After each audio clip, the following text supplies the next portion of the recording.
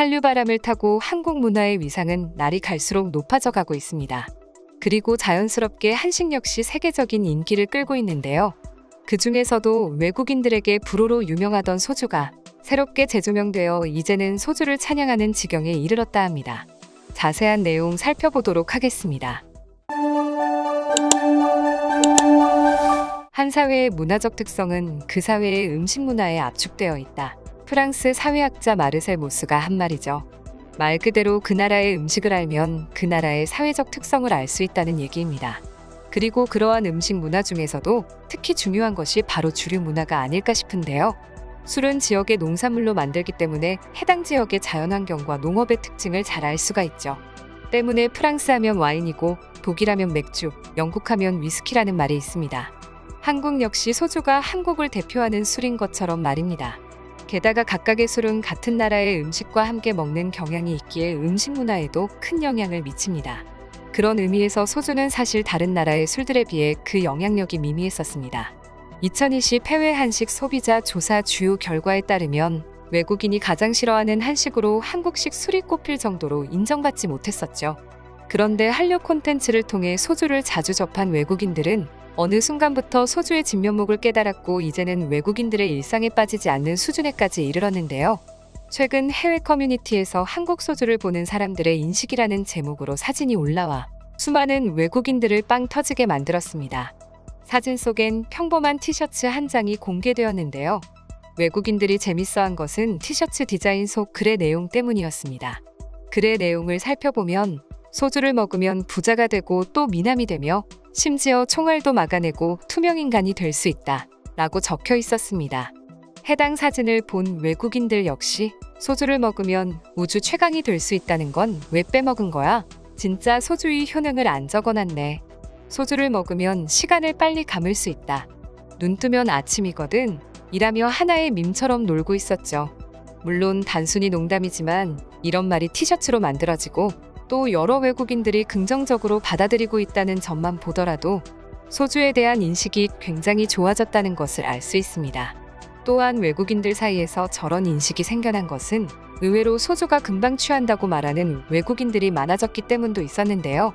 사실 주로 독한 양주를 먹어왔던 외국인들에게 소주는 사실 밍밍한 느낌이 없지 않아 있었습니다. 그러다 소주 특유의 담백하고 부드러운 맛에 방심하고 물처럼 마시다가 취해버리는 것입니다.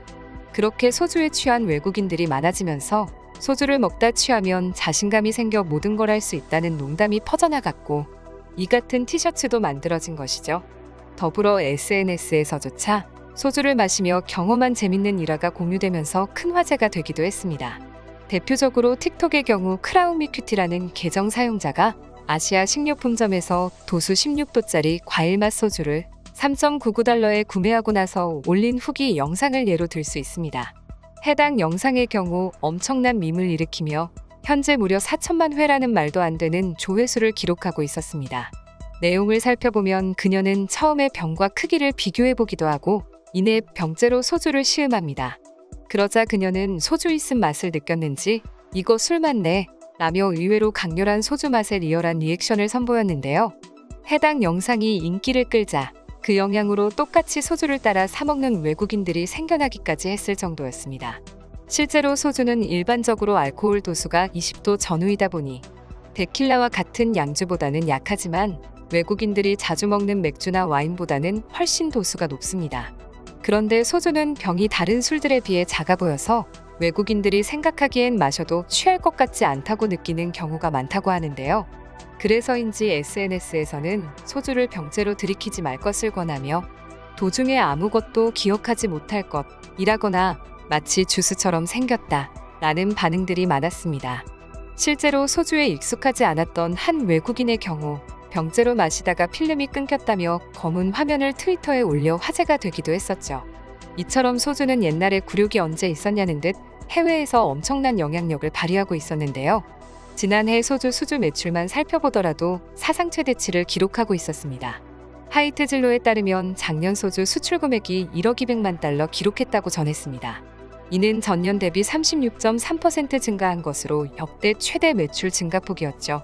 해외에서 선풍적인 인기를 끌고 있는 과일 소주만 따로 놓아보면 그 성장세는 더욱 엄청났습니다. 작년 과일 소주 수출액은 전년 대비 무려 63% 증가해 8,095만 달러를 기록했기 때문이죠. 특히 필리핀과 베트남, 태국 등 동남아 주요 9개국의 지난 5년간 한국 과일 소주 연평균 수입 증가율은 91%에 달했습니다. 이제 소주는 명실상부한 한류 콘텐츠의 인기와 함께 K푸드 대표 상품 반열에 오른 것입니다. 앞서 설명했듯이 술이라는 것은 그 나라를 가장 잘 보여주는 문화 중 하나이기 때문에 앞으로도 한식, 나아가 한국의 성장은 소주의 인기만큼이나 계속되지 않을까 싶은데요. 그럼 지금부터 관련 내용을 보고 외국인들은 어떤 다양한 반응들을 보여주고 있는지 더욱 자세히 알아보도록 하겠습니다. 그녀의 영상은 완전히 틱톡을 장악했다. 나는 이제 새로운 영상을 보기 위해선 매일 그녀의 영상을 봐야 해. 덕분에 소주가 땡긴다. 과일 소주의 탄생은 그동안 칵테일 시장을 지배해왔던 서양 술들의 몰락을 의미한다고 생각한다. 구태여 섞어 먹을 필요 없이 과일 소주 한 병만으로 충분하거든. 공감합니다. 전 청포도맛 과일 소주를 가장 좋아하는데 거의 매일 먹는 느낌이에요. 이제 소주가 술자리에 없으면 술이 안 들어갑니다. 난 소주를 너무 가볍게 생각했다. 다들 소주를 달콤한 음료로 생각하는 것 같은데 딱 한 병만 먹어도 다음날 지옥을 경험할 수 있다. 대체 누가 소주를 약하다고 했어? 우연히 한번 먹었다가 죽는 줄 알았다. 맛있어서 홀짝홀짝 계속 마셨더니 어느새 아침이 되어버렸다. 난 내가 저녁에 무슨 짓을 했는지 도무지 기억이 나질 않아. 소주는 보드카와 비슷하지만 훨씬 약한 한국 증류주입니다. 알코올 함량은 약 16-20%입니다. 낮죠?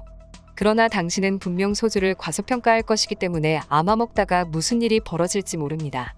소주는 파티를 위한 최고의 균형 잡힌 술입니다.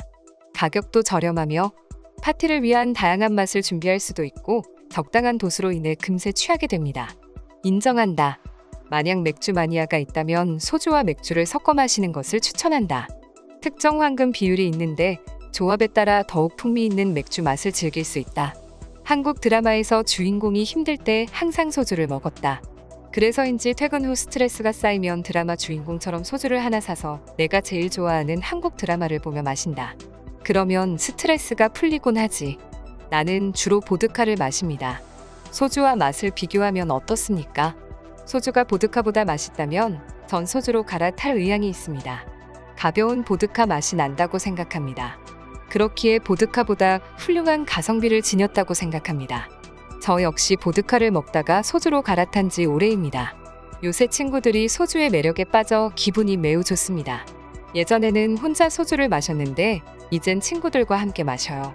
한국인들이 과일 소주를 잘 먹지 않는다는 사실을 알고 좀 충격이었다. 난 모든 한국인들이 청포도 맛 소주를 좋아하는 줄 알았거든.